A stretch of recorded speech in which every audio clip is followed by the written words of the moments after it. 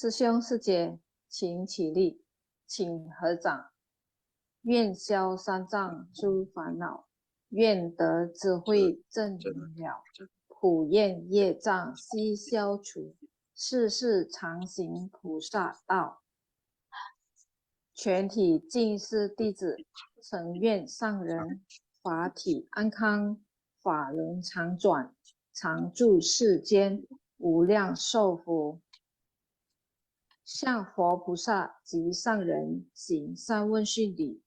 问讯，再问讯，三问讯。感恩师兄师姐，请坐。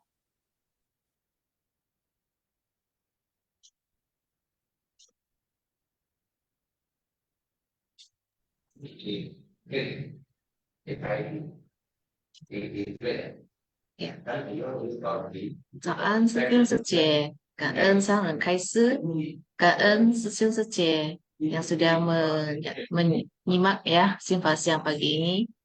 師兄師姐, sebelum kita memulai dengan intisari pagi ini, mari kita sama-sama melakukan doa bersama ya untuk gempa di Taiwan. Silakan師兄師姐. 我的心在静思中感恩，我的心念充满虔诚。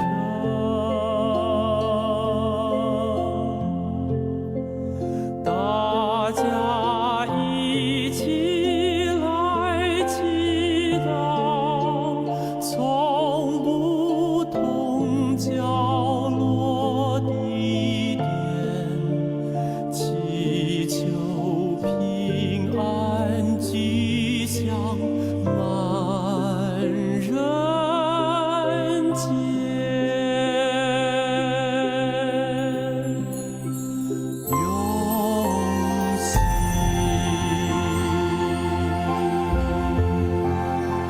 祈祷，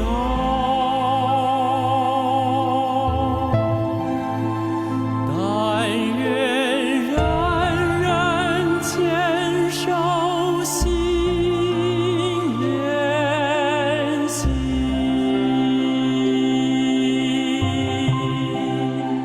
开启光明道爱，徜徉智慧福德，娑婆世界现光明。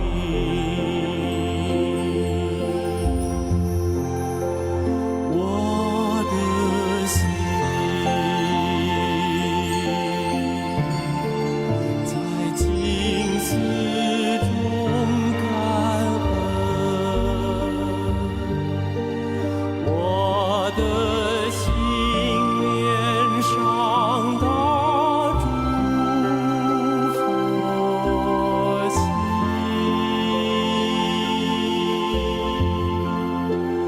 大家心口意念，化解恶念结善缘，祈求天下无灾，岁岁年年。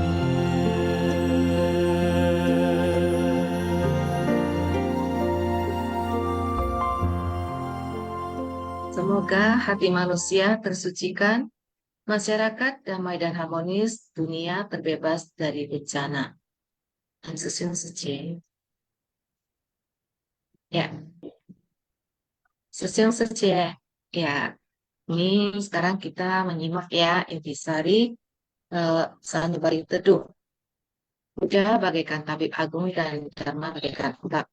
Pagi ini saya ditemani oleh Mitra Raji, Wadi Sesyung ya. Soan Wadi Sesyung. Chào An, Sơ Chê, chào An, Sơ Sương Sơ Chê, bạn semuanya. Ya, Pak Sesiung akan memulai ya dengan pembacaan intisari, tapi sebentar ya Sesiung ya, ini karena saya juga ada tugas untuk screenshot moderator, sebentar saya screenshot dulu ya Sesiung.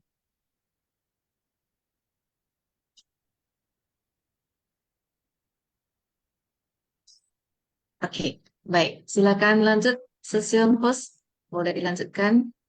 Sesiung. Ya, saya mulai ya Sơ Chê ya.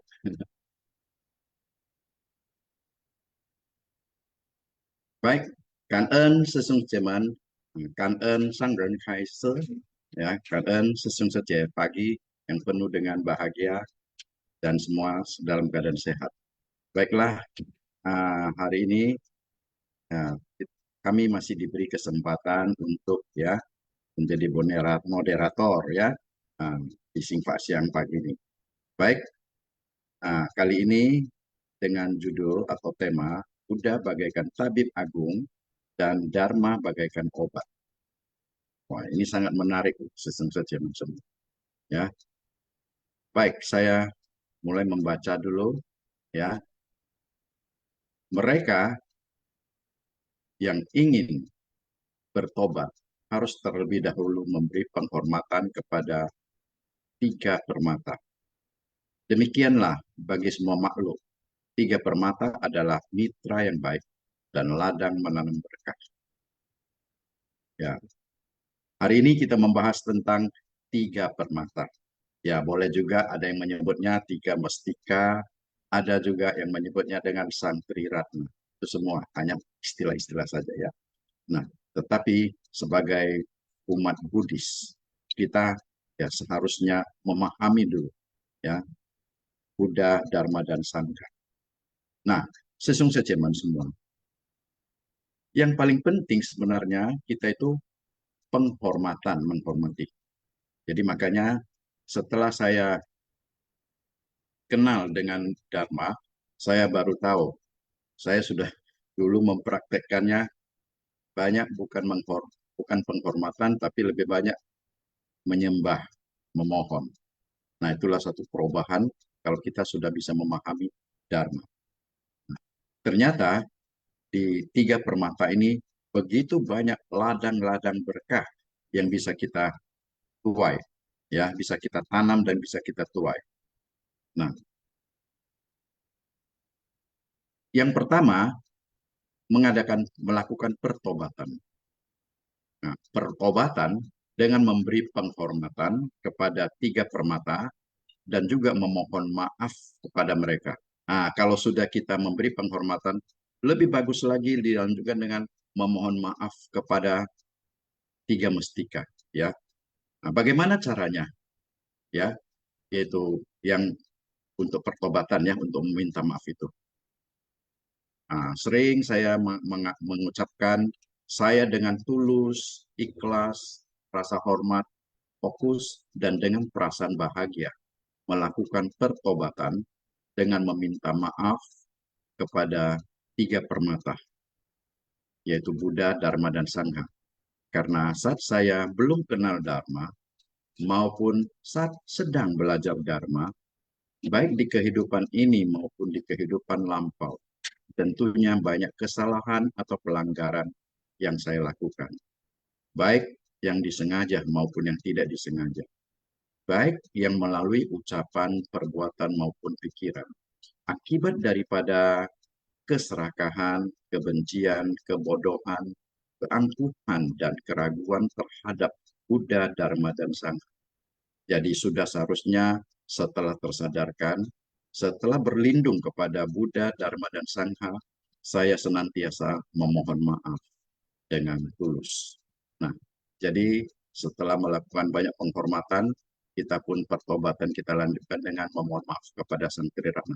Karena kita orang awam, banyak sekali kesalahan pelanggaran yang kita lakukan. Ya, sudah sewajarnya kita memohon maaf kepada Sang Triratna. Ya, selain kita menghormati. Nah, inilah yang sering saya juga ya khususnya kepada warga-warga binaan yang sudah banyak melakukan pelanggaran kesalahan.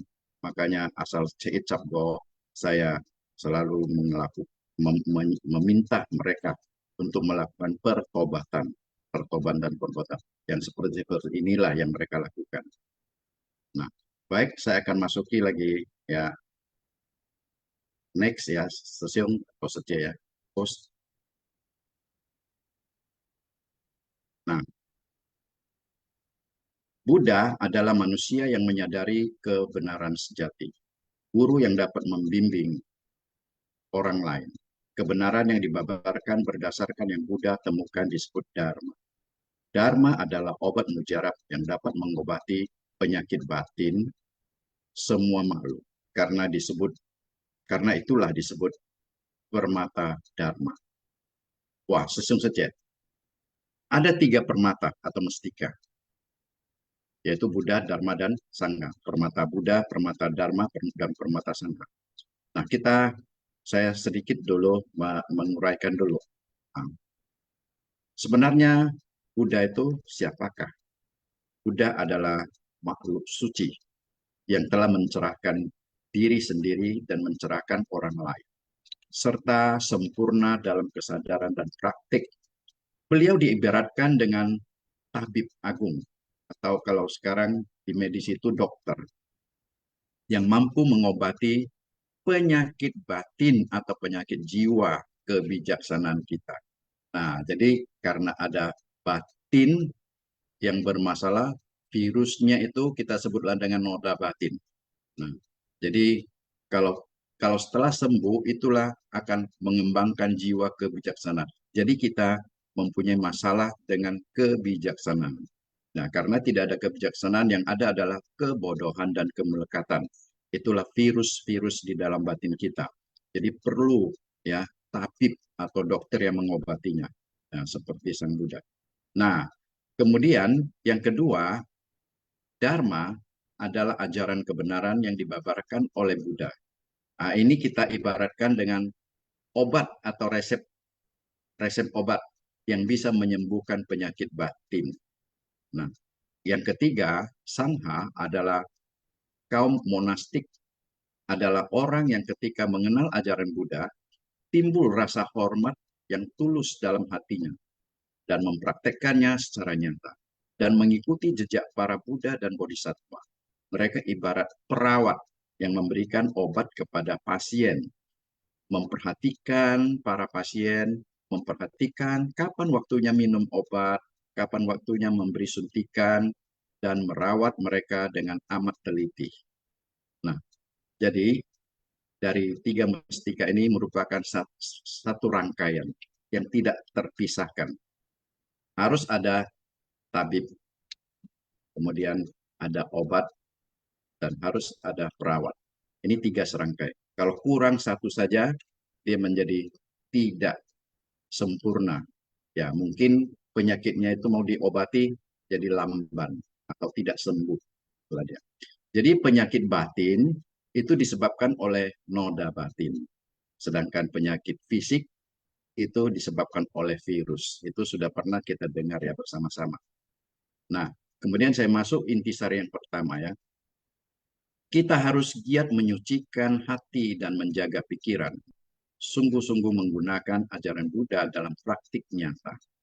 Dengan pikiran yang terjaga, maka setiap perbuatan kita tak akan menyimpang dan tidak diliputi noda batin.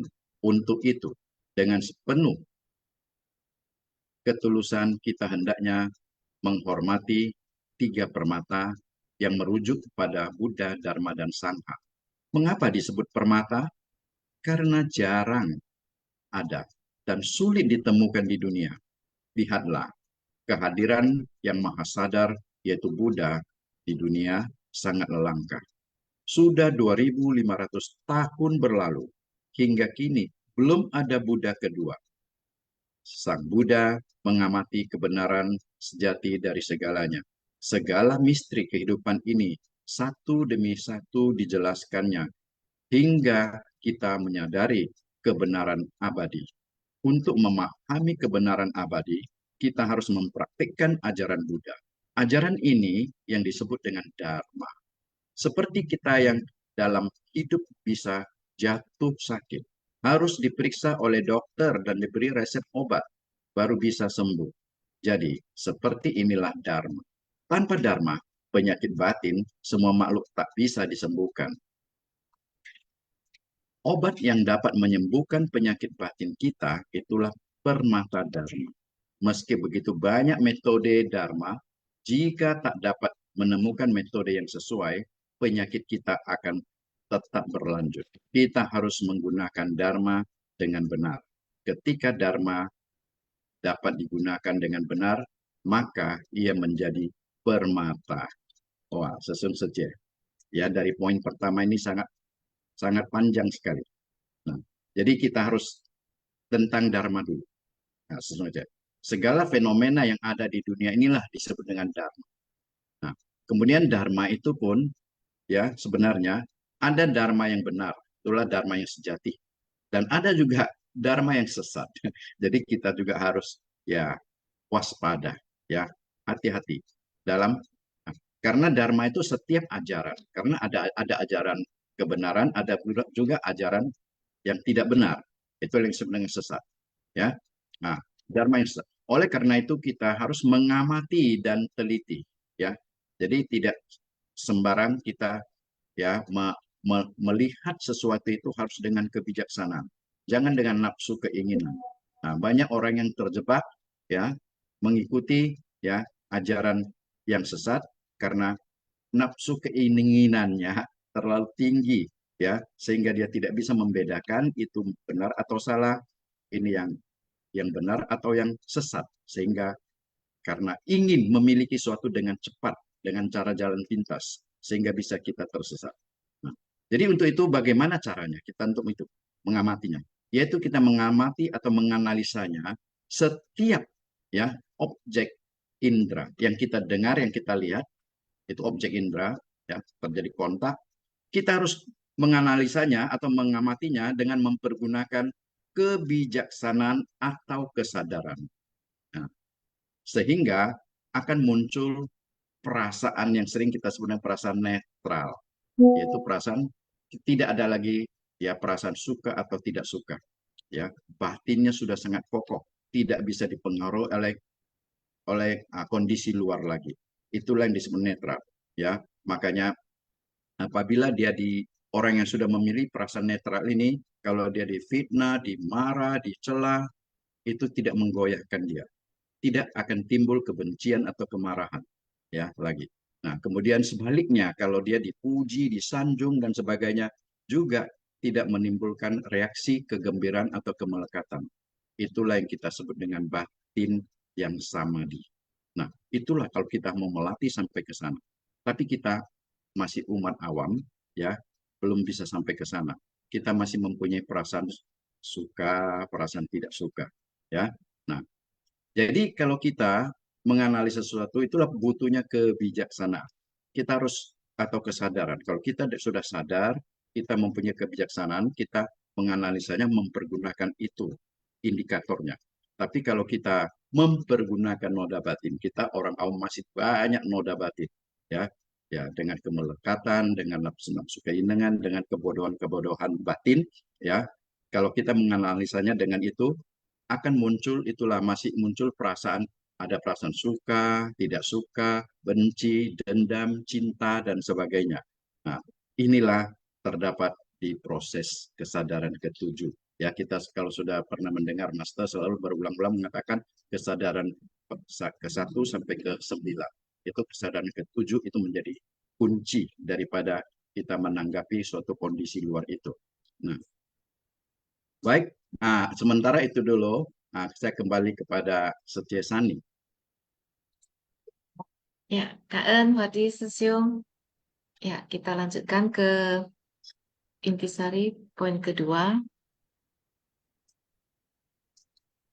Sama seperti mencari donor sumsum yang cocok, dalam sejumlah kasus, ada pasien yang mengalami semacam kelainan genetik hingga ia menderita leukemia. Tubuhnya tak bisa menghasilkan sel darah sehingga ia membutuhkan donor sumsum tulang untuk ditransplantasikan pada tubuhnya. Untuk menemukan sumsum tulang yang cocok tak mudah meski mencari dari puluhan ribu orang. Mencari donor yang cocok dari puluhan ribu orang, bayangkan betapa sulitnya. Setelah menemukan donor yang sesuai dan menjalani transplantasi, ia memulai lembaran hidup yang baru karena tubuhnya kini dapat memproduksi sel darah. Sungguh luar biasa. Jadi ini juga merupakan dharma. Untuk menemukan dharma yang sesuai guna menyembuhkan penyakit kita, sesungguhnya tidaklah mudah. Karena itulah dharma disebut permata. Tentu kita juga membutuhkan ibu yang merawat. Lihatlah ketika seorang anak sakit, sudah tentu ia tak dapat jauh dari ibunya. Karena ibunya lah yang dapat merawatnya. Ibu bagaikan perawat yang merawat pasien. Hati seorang ibu sungguh luar biasa. Kasih seorang ibu sungguh berharga. Maka sangga bagaikan perawat pasien yang harus memiliki hati seorang ibu. Mengembangkan cinta kasih yang demikian tidaklah mudah. Ya, sesungguhnya sebenarnya kita sudah sangat beruntung ya. Kita setiap hari bisa menyimak Simpasiang. Kita tidak perlu mencari kemana-mana lagi, tapi Dharma yang bagaikan obat sudah disiapkan sedemikian rupa oleh tim Simpasiang ya. Jadi ketika kita sedang sakit ya dan diresepkan obat oleh dokter, kalau obatnya tidak kita makan secara rutin ya, kadang makan, kadang tidak makan, maka penyakit kita juga tidak akan sembuh dengan tuntas. Ya kan ya, benar ya, suci ya. Jadi begitu juga dengan Dharma ya, bukan hanya dengan mendengar sekali saja kita merasa sudah bisa memahami Dharma, sudah bisa mensucikan kotoran batin dan penyakit batin yang ada pada diri kita. Tapi kita harus mendengar dan memahaminya setiap saat ya. Kadang saat kita mendengarkan pembebaran Dharma, kita bisa merasakan kedamaian, kita bisa memahami secara mendalam. Tapi kondisi batin yang demikian bisa segera menghilang ya saat kita kembali pada kehidupan kita sehari-hari, saat kita kembali berinteraksi dengan orang banyak. Jadi itu sebabnya kita harus terus-menerus ya mendengarkan dan memahami Dharma untuk bisa meningkatkan kebijaksanaan kita. Ya, jadi bukan hanya Dharma saja ya, kita juga harus menghormati tiga permata ya, Buddha, Dharma, Sangha. Sesungguhnya kita sering ya melafalkan San Kui I, yang artinya sama dengan Trisarana atau tiga perlindungan. Jadi kita berlindung pada tiga permata ya, Buddha, Dharma, Sangha. Ketika kita menyatakan berlindung kepada Buddha, kita bertekad ya untuk bisa meneladani dan berjalan di jalan pencerahan yang telah ditunjukkan oleh Buddha. Batin Buddha yang penuh dengan cinta kasih ya, belas asih. Buddha sengaja muncul ke dunia itu mempersembahkan dirinya untuk membimbing semua makhluk. Jadi kita meneladani sifat Buddha, maka kita juga harus bisa mendedikasikan diri kita ya untuk bisa bersumbangsi, memberi manfaat kepada diri sendiri dan juga bagi orang lain. Nah, kemudian berlindung kepada Dharma, ya kita dengan sepenuh hati mempelajari Dharma ya dan prinsip-prinsip kebenaran yang ada dalam setiap interaksi dengan orang maupun dalam kehidupan sehari-hari ya. Kemudian juga berlindung kepada sangga ya. Jadi sangga bagaikan perawat yang merawat pasien ya, yang sudah memiliki ikrar dan tekad untuk meneruskan misi-misi Buddha, yang sudah memahami Dharma secara mendalam dan membuat Dharma itu mudah diterapkan dalam kehidupan kita. Jadi inilah mengapa Buddha, Dharma, dan Sangha disebut sebagai mata yang berharga ya, yang harus kita hormati. Baik, kita lanjut ke poin berikutnya. Silakan Body Sesium. Ya, kanan saja, kanan. Baik, saya lanjutkan dengan poin yang ketiga ya. Host bisa mohon tampilkan. Ya, poin yang ketiga. Baik, kanan ya. Untuk mencapai kebudayaan, kita harus memiliki semangat bodhisattva. Ini semangat bodhisattva nanti saya baca dulu habis, akan saya jelaskan apa itu sebenarnya semangat bodhisattva. Nah, kemudian saya lanjutkan, haruslah mencerahkan diri sendiri dan orang lain. Mencerahkan orang lain berarti memberi manfaat bagi orang lain. Kita harus mencerahkan orang lain. Terjun ke tengah-tengah umat manusia untuk menyelamatkan semua makhluk. Tanpa semangat bodhisattva, kita akan jatuh ke dalam praktik yang sempit, yang hanya mencari pembebasan bagi diri sendiri. Begini terus tentu tak dapat mencapai kebudayaan. Dengan demikian, barulah kita dapat mencapai kesempurnaan praktik dan kesadaran. Inilah praktisi Buddhis yang sejati. Jadi tidaklah mudah hidup sebagai anggota sangga. Ingin memasuki hidup monastik saja sudah tidak mudah. Apalagi jika kemudian dapat mengikuti jejak para Buddha dan Bodhisattva. Dengan melakukan praktik nyata, menyelamatkan diri sendiri dan orang lain, ini lebih sulit lagi. Jadi, ada begitu banyak hal yang sulit dilakukan dan sulit dicapai. Karena itu, sangha juga disebut permata. Oleh sebab itu, ketiganya disebut tiga permata. Permata Buddha, permata Dharma, dan permata Sangha. Nah, karena permata ini sangat sulit ditemukan, kita harus mencarinya dengan penuh rasa hormat dan melatih diri dengan sungguh-sungguh. Tiga permata adalah mitra yang baik dan ladang menanam berkah bagi semua makhluk. Kemudian yang di bawah, saya lanjutkan. Next, session.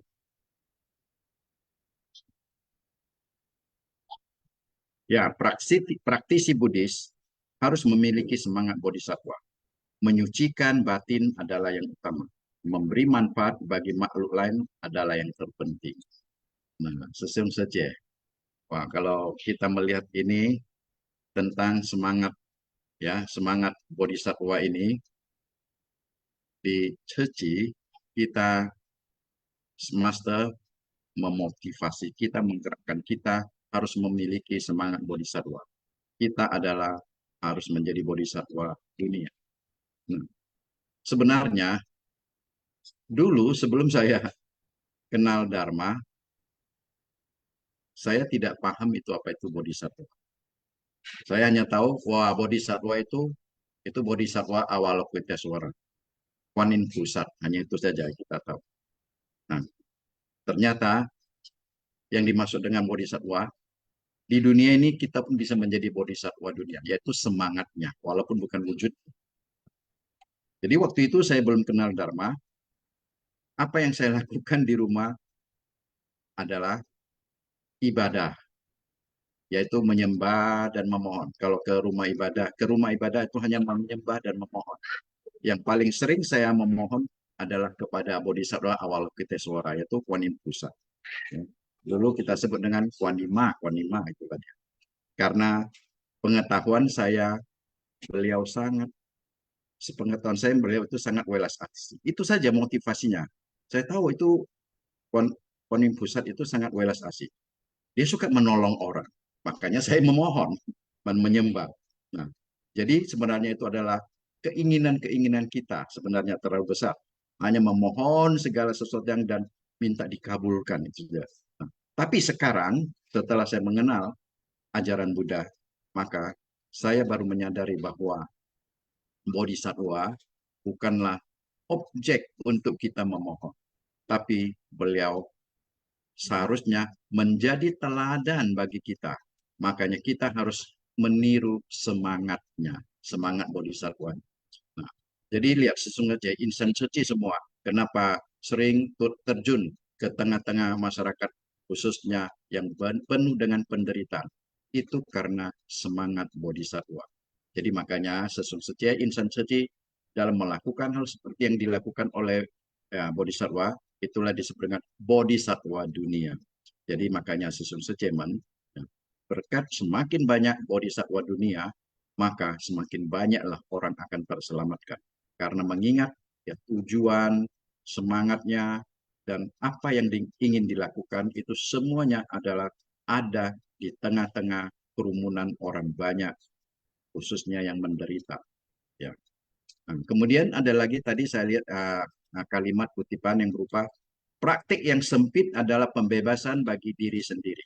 Nah, ini sebaliknya daripada bodhisattva, ada yang melakukan praktek, tapi itu praktek yang sempit, ya tidak luas.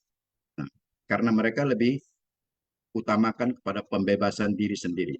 Kalau semangat bodhisattva adalah untuk orang banyak, memberi manfaat kepada orang banyak, tidak hanya pada diri sendiri saja. Nah, yang praktik sempit ini, misalnya itulah para Sarawaka dan Praceka Buddha, atau Sarawaka kita sebenarnya arahat. Ya. Mereka adalah makhluk luhur yang dapat muncul di masa Buddha hadir di dunia, maupun di masa ketika Buddha telah parinirwana. Mereka berlatih untuk mencapai kesucian sendiri. Nah, itulah kata sendirinya. Itu membedakannya. Namun, mereka takut pada hukum sebab akibat. Maka hanya berharap melenyapkan karma masa lalu. Nah, namun tak dapat menciptakan berkah masa depan. Karena berkah hanya dapat diciptakan di tengah-tengah orang banyak. Sementara arahat mengasingkan diri dan berlatih bagi dirinya. Nah, dirinya sendiri. Merealisasikan dan menyadari ya kekosongan, memutus akar kekotoran batin, dan terbebas dari lingkaran tunima lahir. Mereka memang tidak ada kelahiran lagi, sudah berhasil menuntaskan semua noda-noda batin, sudah berhasil. Tapi masih ada yang halus, yaitu masih ada sedikit keangkuhan. Mereka tidak mau turun ke kerumunan orang banyak untuk melakukan. Mereka bukan karena keangkuhannya, karena apa? Tapi karena mereka takut. Saya sudah bersih, kalau turun ke kerumunan orang banyak, nanti di situ penuh dengan kekeruhan, ya, banyak lumpur-lumpur kekeruhan, takut kita ternoda kembali. Itu yang ditakutkan. Makanya mereka lebih baik hidup menyendiri. Nah, inilah suatu pandangan yang masih ada kekeliruannya. Nah, jadi makanya Sesung Sece, nah, kenapa kita harus ya menjalani ajaran atau jalan melangkah di jalan bodhisattva. Nah, mungkin itu dulu ya, saya kembalikan kepada Sani Sece. Ya, Kak Wadi Sesung. Ya, Sesung Sece kita lanjutkan ke intisari poin keempat. Buddha datang ke dunia untuk menyatukan umat manusia dan menyelamatkan semua makhluk. Sesungguhnya bagi para Buddha dan Bodhisattva, dunia saha adalah tempat mereka bermanifestasi, tempat mereka harus mengajar. Sesungguhnya tanah suci para Buddha berada di dunia saha ini. Mereka senantiasa berada bersama kita. Jadi Buddha terus-menerus kembali ke tengah-tengah umat manusia. Jadi jika ada orang yang membimbing kita, kita harus memandangnya dengan hati Buddha, bahwa ia adalah Buddha hidup yang muncul di hadapan kita. Lihatlah betapa banyak insan suci yang senantiasa turun ke masyarakat, menghibur dan mendampingi orang yang menderita.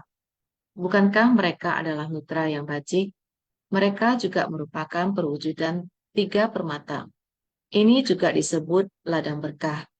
Tiga permata pun merupakan ladang berkah kita. Ladang berkah harus mencakup tiga aspek, baru dapat disebut ladang berkah. Tiga aspek ini yakni pertama, ladang penghormatan, kedua, ladang budi luhur, ketiga, ladang welas asih. Ya, suci kita juga banyak ya ladang berkah yang mencakup tiga aspek ini. Dengan rajin mengikuti Siva Siang, baca buku ataupun kebaktian Bayi Saja Guru, ini juga sudah merupakan aspek dari ladang penghormatannya, terutama tim simpasian ya, yang boleh dibilang eh, setiap hari selalu nonstop ya, selalu ada saja tugas yang harus disiapkan. Jadi sampai sekarang pun saya masih sering bersyukur dah bisa mendapat ladang berkas sebagai bagian dari tim simpasiannya. Terus kangen kepada Sucing Sesiung yang memberikan kesempatan berharga ini. Jadi walaupun cukup sibuk dengan kegiatan suci dan pekerjaan, boleh dibilang eh, saya berusaha tidak tidak menolak ya ketika diberi tugas ditambah lagi. Jadi eh, saya awalnya mungkin hanya sebagai co-host ya untuk ChatGPT. Kemudian diminta untuk belajar jadi moderator, kemudian diminta lagi untuk membantu rangkum intisari, dan sekarang dikasih lagi tanggung jawab lebih lagi untuk memegang satu tim intisari, ada tugas narator lagi, ada rekam video lagi. Jadi sebenarnya ini merupakan ladang berkah ya yang luar biasa bagi saya. Jadi saya tidak pernah menolak walaupun sudah cukup sibuk, tapi ketika diminta Seci bisa bantu iya siap Seci, siap Seci. Jadi kita harus menggenggam setiap kesempatan yang ada ya Seci ya. Em, Mungkin begitu banyaknya tugas yang dikerjakan, apakah tidak sampai mungkin iya ya sentilai simpulai ya badan mungkin sa- sampai, tapi sepertinya semakin banyak ladang berkah yang dikerjakan saya malah semakin bersuka cita ya bisa mendapat ladang berkah yang terus menerus ada di suci ini. Jadi kita harus menggenggam setiap kesempatan yang ada ya. Siswa yang di sini kalau juga merasa eh, berminat untuk menjadi bagian dari tim Simpasiang, silakan ya menghubungi mungkin Bu Ai masing-masing ya. Nah, welcome sekali. Benar ya, kita harus tetap semangat ya Siswa ya. Menjadi bagian dari tim Simpasiang itu benar-benar ladang berkah yang tidak habis-habisnya untuk bisa kita garap. Kita lanjut dulu ya ke poin intisari berikutnya. Silakan, Odi Sesium.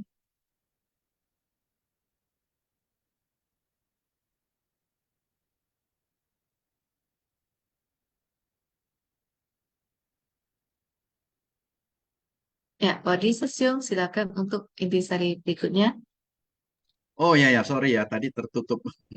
Ah, Ya, Kak Sesium. dari kanan ya, kanan saja. Ini Seci ini adalah ladang berkah yang sangat luas dan sangat subur.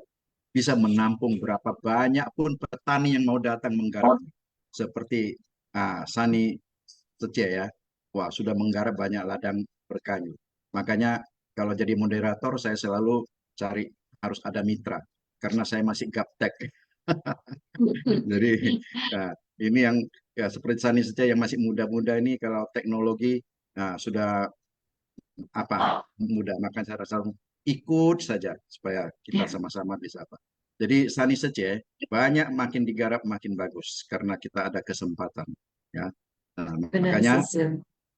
nah, itu luar biasa lah saja ya. Itu apalagi masih usianya masih muda harus kerja keras ya. Baik, ah, sekarang saya masuki poin yang kelima. Menghormati berarti menjunjung terhadap Buddha, Dharma, dan Sangha.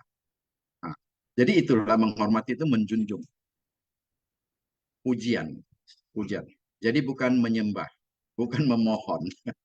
Nah, jadi kita harus senantiasa memiliki rasa hormat. Yang penting itu rasa hormat.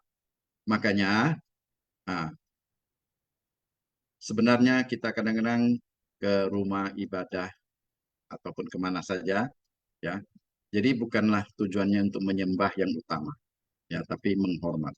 Jadi kita harus bisa menjelaskan sebenarnya menghormat itu cukup dengan namaskara, dengan wensing, itulah, tapi harus dalam hati yang sangat tulus. Jadi bukan harus ada persembahan ini, persembahan upah yang harus ukurannya besar, atau persembahan bermacam-macam lah ya. Nah, tapi itu sebenarnya itu adalah masalah tradisi ya, tradisi. Jadi kita tidak bisa menyalahkan juga ya. Tapi dengan mengetahui, dengan mendalami Dharma, ya kita bisa keluar dari sana. Jadi kita tahu apa itu menghormat. Nah, jadi kita tidak begitu ribet lagi.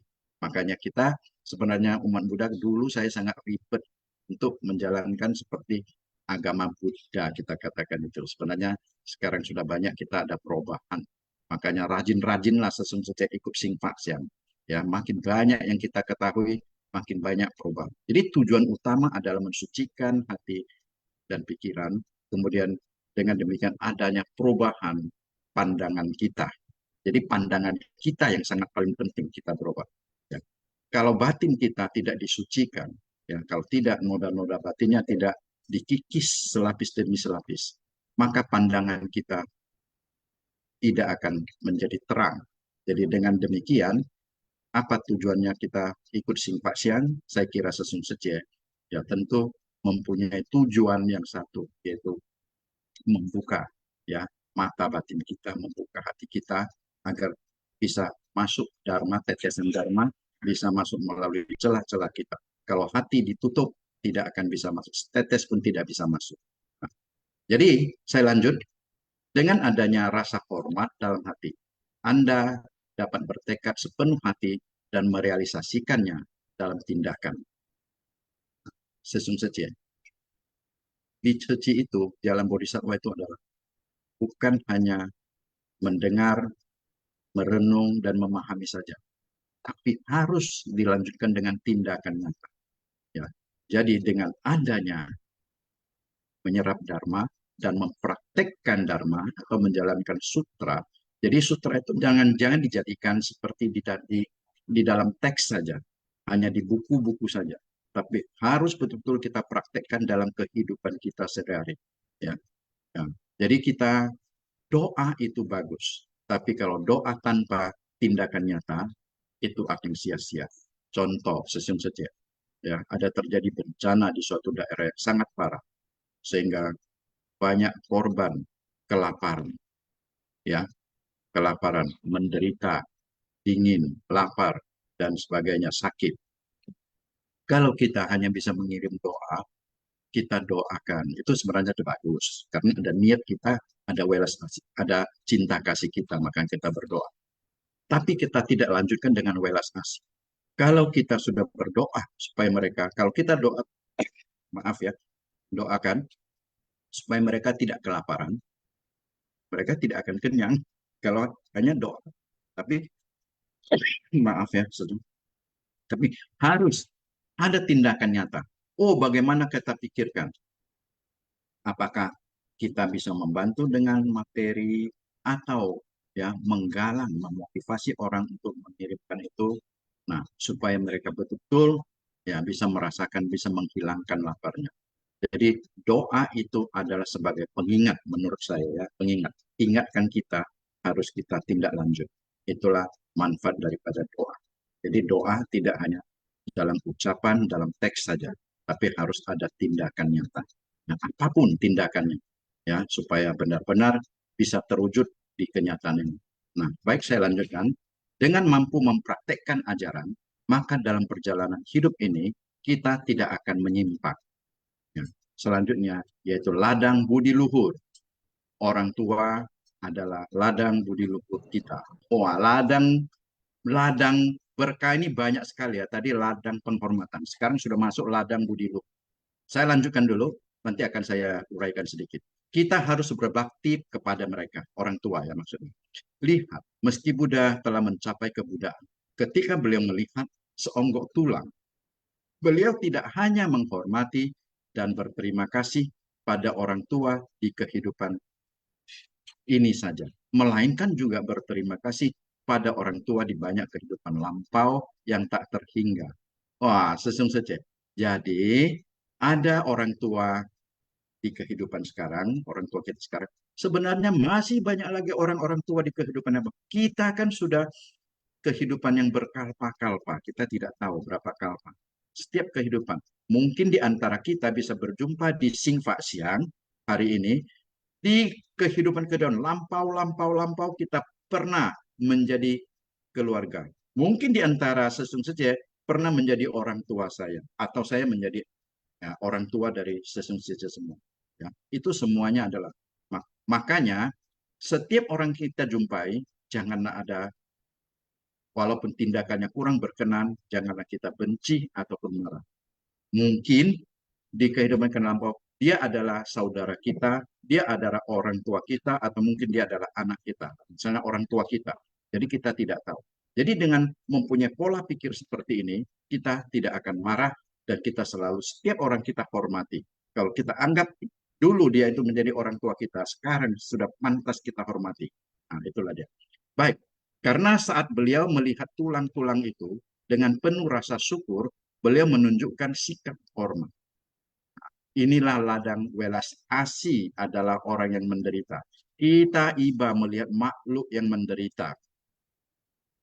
Kita dapat bersumbangsi bagi mereka. Buddha adalah ladang berkah yang teragung dan terunggul. Itu kita garis bawah ya. Ladang berkah yang teragung dan terunggul. Kemudian satu lagi ladang berkah yang terpenting, yaitu apa? Orang tua merupakan ladang berkah terunggul di 3 alam. Nah, juga unggul, tapi di 3 alam ini. Nah, sedikit saya jelaskan. Sebenarnya, ya, ada 3 ladang berkah, atau kita sebut dengan lahan pahala. Yang pertama, lahan pahala dengan memberikan penghormatan. Nah, dengan bersujud memberikan penghormatan, ya, kepada siapa? Kepada 3 permata. Bagaimana caranya? Ya, memberikan penghormatan yang paling tulus, tapi dengan hati yang paling tulus. Jangan ada hati kemelekatan atau jangan ada permohonan-permohonan, ya, tapi paling tulus kepada 3 permata. Itulah lahan pahala. Dengan kita itu melakukan penghormatan yang paling tulus saja. Nah, ini Waisak sudah dekat, ya, sesung saja. Nah, di situ lahan pahala penghormatan itu paling penting. Jadi kita pelaksanaan harus dengan tulus, dengan hikmat. Itulah dia. Itu sudah kita mendapatkan 1 poin daripada lahan pahala. Nah, yang kedua, lahan pahala dengan membalas budi luhur. Nah, ini membalas budi luhur juga mempunyai pahala. Kepada siapa? Kepada orang tua yang telah membesarkan kita dan juga kepada para guru. Guru ini yang pernah membimbing kita, apakah guru spiritual atau guru pendidikan, itu semualah. Pokoknya yang mengajarkan kita yang baik, yang memajukan kita. Nah, kemudian bagaimana caranya? Dengan mengenang budi luhur mereka, yaitu dengan mengenang, dengan berterima kasih, kangen saja kepada mereka, ya, dengan perasaan terima kasih. Itulah dia, kangen saja, itu yang paling penting, ya. Nah, kemudian lahan pahala yang ketiga yaitu dengan berbuat amal kebajikan. Nah, ini yang kadang-kadang kita tidak kita sangka. Rupanya semua makhluk, khususnya makhluk yang menderita, juga merupakan lahan pahala bagi kita. Kalau tidak ada penderitaan, kita bagaimana kita bisa memahami tentang penderitaan. Bagaimana kita bisa berbuat, ada kesempatan berbuat kebajikan. Jadi berkat adanya penderitaan itulah, maka kita sadar kita bahwa kita ini harus bersyukur. Kemudian kita bisa memberi, membantu, karena ada yang bisa kita bantu. Nah itulah caranya bagaimana? Dengan berterima kasih kepada semua makhluk yang menderita. Nah, masih ingat sesium saja kalau kita orang insan suci menakan baksos ya, apa yang kita lakukan? Misal kita memberikan sembako atau memberikan apa saja dengan rasa hormat ya, dengan menunduk sedikit ya, memberikan kepada mereka sambil ucapkan dan kita yang berterima kasih kepada mereka. Ya, berkat mereka lah memberi kesempatan kita kepada kita untuk melakukan kebajikan. Nah, inilah ladang pahala. Jadi memberikan sesuatu itu jangan dengan perasaan angkuh, jangan merasa seperti ya, meremehkan, tapi dengan penuh hormat. Mereka makhluk juga, harus kita hormati. Nah, itulah yang diajarkan Master kepada kita, satu budaya humanis yang luar biasa ya. Kita yang menghormati, kita yang bersyukur kepada penerima bantuan. Nah, awalnya saya pertama kali masuk suci, sulit loh saya lakukan itu. Saya berpikiran, karena pikiran, sebenarnya cuma dari pikiran, kok harus saya yang berterima kasih kepada mereka? Harus saya hormat, tunduk-tunduk kepada mereka. Itu awalnya. Nah, tetapi setelah dipraktekkan terus-menerus, sekarang kalau tidak melakukannya rasanya sadar janggal. Nah, ini kebiasaan ini adalah ini kebiasaan yang bisa dirubah. Jadi sesungguhnya saja, mungkin kalau bagi yang insan-insan suci yang masih baru, ada kekakuan-kekakuan itu, kita memikirkan inilah, setelah kita ikut Singpak Siang, akan merubah semua pola pikir kita. Nah, jadi karena mereka memberi kesempatan kepada kita untuk menyaksikan kesunyatan, yaitu kesunyatan kebenaran tentang duka. Nah, duka atau penderitaan. Masih ingat 4 kesunyatan mulia. Nah, inilah wujud penderitaan mereka sesungguhnya. Ya. Nah, baik, mungkin itu dulu. Nah, saya kembalikan kepada Sani saja. Ya, Kak Wadi Sesio. Ya, kita lanjutkan ke slide berikutnya.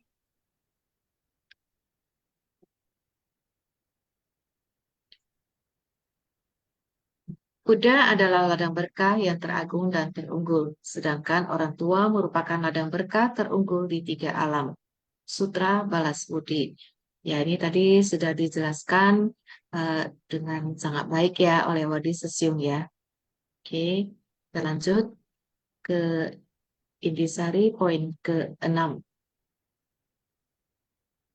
Bapak Chiang pensiun pada usia 60 tahun lebih, menerima sejumlah dana pensiun dan hidup sebatang kara. Ia menyumbangkan tabungannya sebesar 1.100.000 NT atau sekitar 300 juta rupiah untuk didanakan ke Ceci.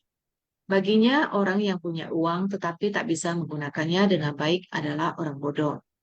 Beliau berdana ke Ceci, uang ini akan seperti air yang mengalir dan mewakili dirinya melakukan banyak hal baik. Setelah meninggal, tubuhnya juga didonorkan ke Ceci. Inilah yang disebut ladang welas asih. Hatinya tak tamak dan pikirannya tak menyimpang. Terjun ke tengah masyarakat dan tiada hari tanpa bersumbangsi bagi orang yang menderita. Inilah ladang welas asih yang selalu digarap insan suci. Tetapi apakah ladang budi luhur kita juga telah digarap dengan baik? Apakah ladang penghormatan kita juga telah digarap dengan baik? Jika dilihat dari luar, memang sudah dilakukan.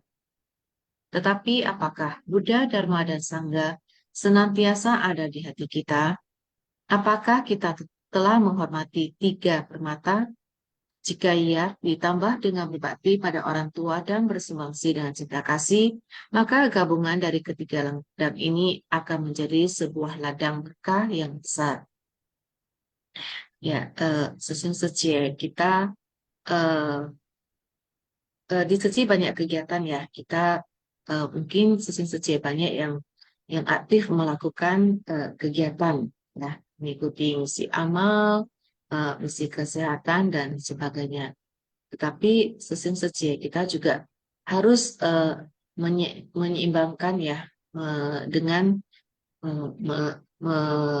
menyeimbangkan dengan ikut juga dengan kegiatan seperti Sifasyang setiap hari ini ya, supaya batin kita juga tetap terjaga ya, batin kita tetap murni saat kita berinteraksi dengan orang lain. Kita semua paham ya bahwa semua orang itu bisa menjadi bodhisatwa yang memiliki belas asih agung yang selalu membantu meringankan penderitaan orang lain. Kita semua adalah sama, juga punya welas asih di dalam batin kita. Hanya saja kadang kita belum mampu menyadari sifat welas asih ini ya, karena tertimbun oleh noda batin dan kebodohan kita. Jadi jika kita membersihkan batin kita ya melalui pengobatan dan dengan mempelajari Dharma, maka kita akan menyadari dan menimbulkan sifat welas asih yang sebenarnya ada di dalam batin kita. Jadi di Suci dalam kegiatan misi amal kita belajar ya untuk merasakan penderitaan orang lain sehingga kita mendapatkan pengetahuan dan pemahaman ya untuk bisa membantu orang lain keluar dari kesulitan mereka. Nah, sesungguhnya jika kita bisa bersumbangsi dan membantu orang lain yang tidak tak kenal ya, tentunya kita juga harus memperhatikan orang-orang terdekat, terutama orang tua kita sendiri ya. Jangan sampai kita memberikan perhatian kepada penerima bantuan, kita lupa memberi perhatian kepada orang tua kita sendiri. Ya, orang tua adalah Buddha di rumah kita ya. Ini juga sudah disampaikan, orang tua adalah ladang berkah terunggul di 3 alam. Jadi ini sebentar lagi kita juga akan memperingati Hari Waisak yang biasanya juga bersamaan ya memperingati Hari Ibu Internasional. Ini hanyalah satu momen ya, satu momen untuk mengingatkan kita. Bukan berarti kita hanya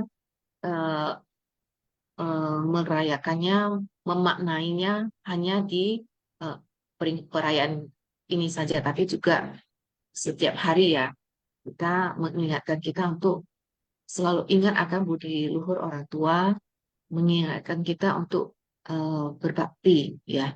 Jangan sampai kita ikut kegiatan suci, mengunjungi panti jompo ya, menghibur oma opa, kasih pijatan, ajak ngobrol, tapi kita tidak melakukannya ke orang tua kita sendiri di rumah.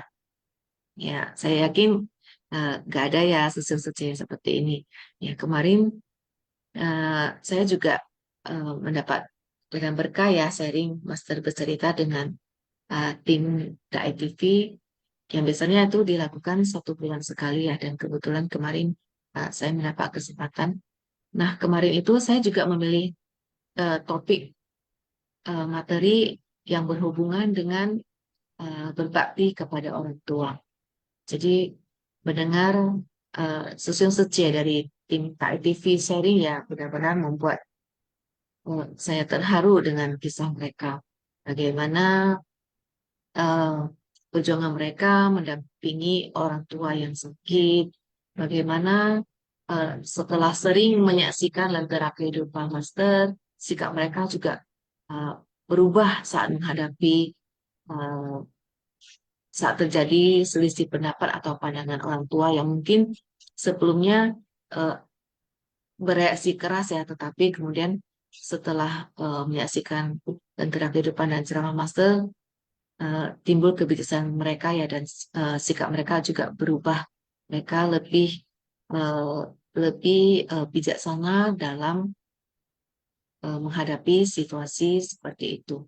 Kemudian juga bagaimana mereka memberikan pendampingan ya saat orang tua butuh perhatian. Jadi semua sharing yang sangat luar biasa ya. Jadi benar bahwa setiap orang itu adalah kitab suci bagi kita ya. Banyak yang bisa kita pelajari, banyak yang bisa kita dapatkan, juga bisa menginspirasi kita ya. Jadi sesungguhnya jadi kita juga boleh saling sharing ya sesungguhnya ya, kesan-kesan batin sesungguhnya setelah menyimak sanubari teduh pagi ini ya. Benar ya, Wari ya. Mungkin ini adalah poin intisari terakhir.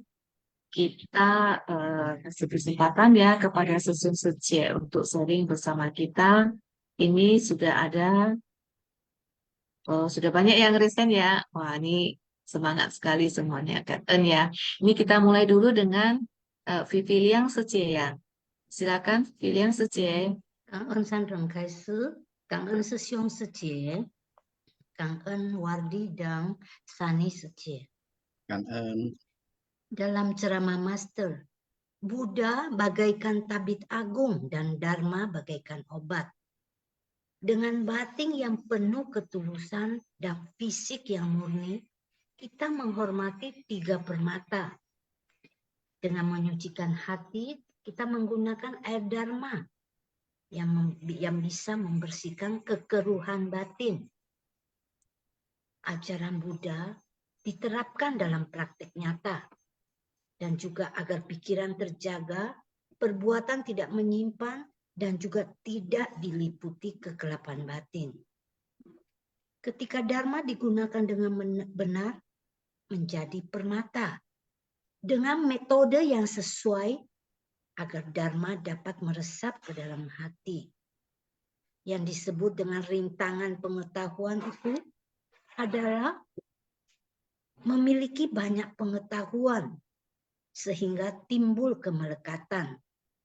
Kita menjadi terbelenggu dan semakin risau dan mengalami rintangan di berbagai kondisi sehingga sangat menderita. Dharma yang sesuai bisa menyembuhkan penyakit. Dan ibu bagai perawat yang merawat pasien. Sangha bagaikan perawat pasien yang memiliki hati seorang ibu dan bisa mengembangkan cinta kasih. Untuk menyembuhkan penyakit di dunia ini harus ada kerjasama antara tabib, obat, dan perawat, yaitu menghormati Buddha, Dharma, dan Sangha. Dengan mengasihi diri sendiri, karena mengikuti jejak Buddha, dan harus memiliki semangat bodhisattva agar dapat mencapai kebuddhaan dengan mencerahkan diri sendiri dan orang lain. Dan yang terpenting, bisa memberi manfaat bagi orang lain. 3 permata dapat menjadi mitra baik bagi kita. Jika berkumpul dengan orang baik, suatu saat pasti akan kita juga berhasil menjadi orang baik. Jika ada orang yang membimbing kita, kita harus memandangnya dengan hati Buddha. Dharma membuka ketidaktahuan kita, membebaskan kita dari kegelapan batin. Insan suci merupakan perwujudan dari 3 permata dan merupakan ladang berkah yang mencakup 3 aspek, yaitu 1, ladang penghormatan, 2, ladang budi luhur, dan 3, ladang welas asih. Jadi kita mulai dengan ladang penghormatan. Dengan kita menghormati, kita menjunjung Buddha, Dharma, dan Sangha, kita mempraktekkan ajaran Buddha dengan tindakan nyata. Dengan kita menghormati Dharma, perjalanan hidup tidak akan menyimpang. Dharma yang meresap dalam batin bagai benih yang ditanam di ladang batin, dan juga adanya 3 permata di dalam hati, berarti kita telah memiliki benih kebijaksanaan. Yang kedua, ladang budi luhur. Kita berbakti kepada orang tua. Orang tualah itu ladang budi luhur kita. Dalam Sutra Balas Budi dikatakan, Buddha adalah ladang berkah yang teragung dan terunggul. Orang tua merupakan ladang berkah terunggul di 3 alam. Membahagiakan ibu juga merupakan ungkapan rasa syukur. Yang ketiga, ladang welas asih. Ini adalah orang yang menderita. Kita iba melihat makhluk yang menderita, sehingga kita dapat bersumbangsi pada mereka. Dan juga ladang welas asih ini telah digarap para insan suci dengan terjun ke tengah masyarakat, bersumbangsi di tengah penderitaan. Dengan kita menghormati Buddha, Sangha, orang tua, dan orang yang menderita akan mendatangkan berkah. Bagai petani yang menuai setelah menanam, inilah disebut ladang berkah. Dan dalam cerita master tentang Bapak Chiang, yaitu sebatang kara. Setelah menerima dana pensiun, ia menarik tabungan NT-nya sebesar 1.100.000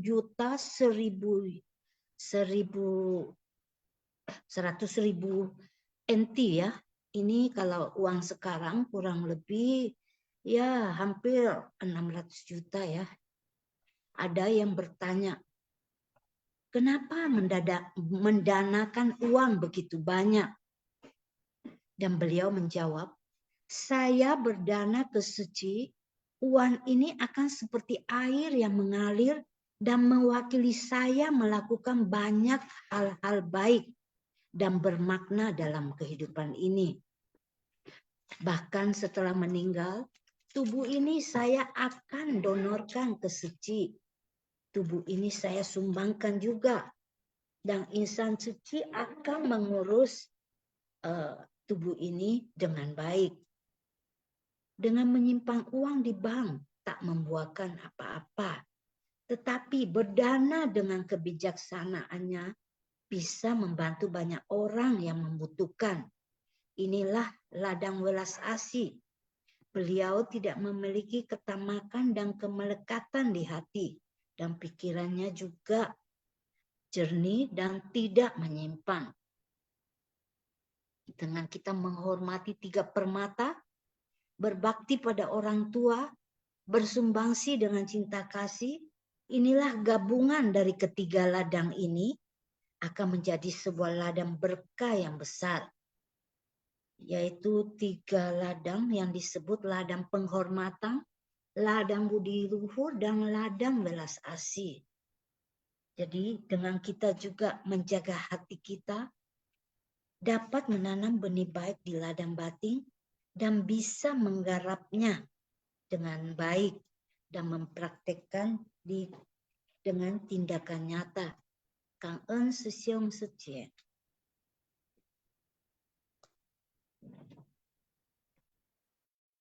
Ya, Kak En Pipi Liang Sece untuk sharingnya ya. Pipi Liang Sece sangat tekun ya menyimak dan membuat rangkuman simpasian setiap hari.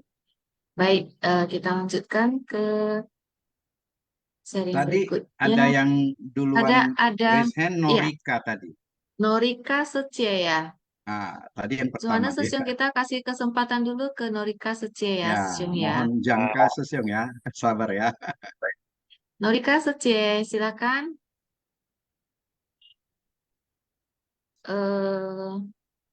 Saya lihat sudah tidak ada di Zoom, Sesiung. Oh ya, kalau gitu kepada jangka Sesiung Ya, lah. ya mungkin ya. Kalau gitu, silakan Dona Sesiung. Saya tidak sharing hari ini, namun saya ingin bertanya dong, karena ini temanya tentang penghormatan ya. Ya, gitu. Saya bertanya kenapa dan dasarnya apa. Jadi beginilah, hampir di dalam setiap kegiatan ceci, hampir ya, itu ada. Pada umumnya, doa pembuka. Xiang san ren, xing san wen si, apa ya? Xiang san ren atau Xiang fo pusa, xing san wen xin li. Itu kalau orang bisa jago Mandarin, atau kalau yang nggak bisa paling cuma ngomong, ya sebelum kita memulai kegiatan, kita hormat master dulu kepada 3 kali. Ya, umumnya. Sebenarnya dasarnya apa dan tujuannya apa? Itu pertanyaan pertama. Lalu pertanyaan kedua, kalau kegiatan eksternal, ya, sorry, saya revisi. Ya, hampir di setiap kegiatan ceci itu ya selalu kita memberikan penghormatan kepada master ya, terutama mau memulai kegiatan seperti itu, terutama misi amal, mau baksos, mungkin mau persiapan donor darah, jadi semua relawan akan melakukan penghormatan kepada master. Kecuali itu kalau acaranya misalkan relawan Cecila jadi panitia, tamu yang jadi peserta, tamu eksternal. Contohnya apa? Seperti pemberkatan akhir tahun eksternal di Jabodetabek ya, di acaranya di Center Peak kemarin. Bayangkan aja ya, di ruang Changchitang itu kan berapa ya, kalau nggak salah kapasitasnya 900 atau 1000 ya, 900, dan karena Jabodetabek yang rame kali 2. Berarti peserta yang menghadiri pemberkatan akhir tahun eksternal kemarin itu ya sekitar ya 2000-an lah ya totalnya, dalam 2 sisi. Itu tidak ada penghormatan kepada master ya, karena kan banyak eksternal. Ataupun yang kedua, kegiatan-kegiatan yang umum, istilahnya kegiatan kolaboratif. Kegiatan kolaboratifnya apa? Seperti penuangan ekoenzim di Oktober 2023 kemarin, yang hampir melibatkan 10 filantropi, di mana penuaan ekoenzim itu dilakukan sangat rutin sekali selama, yaitu di hari Sabtu, di bulan Oktober sampai November, selama 1,5 sampai 2 bulan, tepatnya di kawasan Techi Hospital, dan juga di mana ya, satu kawasan lagi di Pik ya. Wah, jalan kakinya deket deh. Pokoknya dari depan sekolah SD Ceci, jalan dikit ada satu danau, nah, kita tuang seperti itu. Itu juga kegiatan itu tidak dimulai dengan penghormatan master, karena sifatnya kolaboratif ya, kolaboratif dengan 9 filantropi lainnya. Jadi yang menjadi pertanyaan, sebenarnya apa dasarnya kalau melakukan kegiatan Ceci itu kayak wajib melakukan penghormatan kepada master? Itu dasarnya apa dan kenapa dan tujuannya apa? Itu saja pertanyaannya. Oke. Ya, Kan Ân Sesiong. Kira-kira ada Sesung Seci yang sudah lebih senior, lebih mengenal Seci. Ada yang berkeinginan untuk menanggapi, merespon ya pertanyaan mengenai tentang penghormatan kepada master ini. Kalau ada, saya berikan kesempatan kepada Sesung Seci dulu. Silakan. Ada? Dan juga tambahan juga, kalau di sosialisasi juga jelas-jelas juga tidak ada penghormatan ya, karena juga tambahan ya, sorry ya, interupsi. Dan juga kegiatan sosialisasi juga contohnya relawan yang jadi panitia, peserta sosialisasi, peserta juga tidak ada penghormatan kepada master. Itu contoh kedua, sorry kelupaan. Oh, baik. Baik, saya memberikan sedikit pandangan dulu ya, Sesung ya. Tapi kalau nanti ada yang mau menambahkan, silakan ya. Memang mengenai penghormatan itu, ya, sebenarnya kita lihat acaranya apa. Betul, apa yang disampaikan oleh Jangka Sesung itu betul sekali. Ya, nah, karena misalnya di sosialisasi lah, saya mulai dari sosialisasi. Ya, kalau kita lihat umumnya itu kan pesertanya masih baru, belum kenal dengan Suci. Ya, mungkin mereka juga mempunyai cara pandangnya berbeda. Khususnya itu sosialisasi ada yang non Buddhis di situ, ada yang non Buddhis. Ya, jadi sebaiknya memang kita tidak mengadakan penghormatan dulu. Ya, kita langsung masuk saja materinya, hanya salam-salam saja. Ya, kemudian kalau sudah masuk ke pelatihan, itu kita sudah mempergunakan, kalau menurut saya kita sudah mempergunakan penghormatan kepada master, ya, tapi bukan ke Buddha, ke master, ya. Kenapa? Tapi sebelumnya kami memberikan penjelasan dulu kepada peserta pelatihan itu, bahwa penghormatan itu beda dengan apa yang disebut dengan bersujud. Banyak orang salah pengertian, yaitu bersujud, ya, atau menyembah. Lebih cocoknya mereka seperti menyembah, ya. Lihat cara kita, ini kita selalu menjelaskan cara Ceci ini bukan menyembah master, tapi menghormat master. Setiap orang kita hormati, jangankan master, ya, dimanapun, ya, kita mengadakan penghormatan baik kepada pejabat, kepada bangsa negara, bahkan kepada Kan Enhu pun kita memberi hormat juga. Kan begitu. Jadi kalau di Ceci itu, mereka mungkin belum tahu dengan itulah tata krama atau budaya humanis daripada Ceci. Sebenarnya itu adalah kita jelaskan budaya humanis Ceci, ya, bukan bersujud. Mereka seperti menganggap bersujud, master kan biksu dianggap bersujud kepada master. Mungkin ada sebagian orang enggan melakukannya. Jadi kita harus jelaskan itu bersujud menghormat saja. Kemudian tata cara kita bersujud kemudian di Ceci itu kebetulan dengan merangkapkan atau bersifat anjali. Tapi bukan kalau kita ke wihara kita pai-pai kan goyang itunya. Tapi ini kita tidak membungkukkan badan hormat. Setiap bangsa mempunyai cara hormatnya masing-masing. Ya, seperti Jepang kan tangannya di kepal di samping kiri kanan, membungkukkan badan. Nah, Jerman ada yang di dada, ya, dan banyak lagi cara hormat yang bermacam-macam, ya. Tapi kebetulan di Ceci itu cara menghormat adalah dengan merangkapkan kedua belah telapak tangan. Itulah yang sering saya lakukan untuk menjelaskan supaya ada peserta yang mungkin dia non-Buddhis atau mungkin juga mereka itu mempunyai ya guru yang mereka percaya sendiri, enggan mereka. Jadi kita sudah jelaskan umumnya mereka melakukannya. Nah, itu untuk sosialisasi. Nah, kalau untuk yang umum kolaborasi dengan orang, ya kita menghormati juga orang yang kolaborasi. Ya, tidak kita menerapkan cara-cara kita. Ya, kita lebih menghargai kebersamaan. Itu memang bagus sekali tahu cara-cara seperti itu. Saya sangat setuju sekali. Ya, nah, ada apalagi kolaborasi yang kemudian apalagi ya. Nah, kita betul-betul lah. Pokoknya intinya kita melihat kondisinya di mana. Kemudian kita lihat pesertanya, sasarannya dari komunitas mana. Nah, jadi kita di situ sering kita itu berdiskusi. Apakah di dalam ini kita pakai hormat atau tidak. Nah, itu menurut saya. Nah, ini saya mohon banyak yang mempunyai lebih senior dari saya bisa memberikan pandangan dengan tata cara ini, Caci. Ya, kan ya, jangka sesium.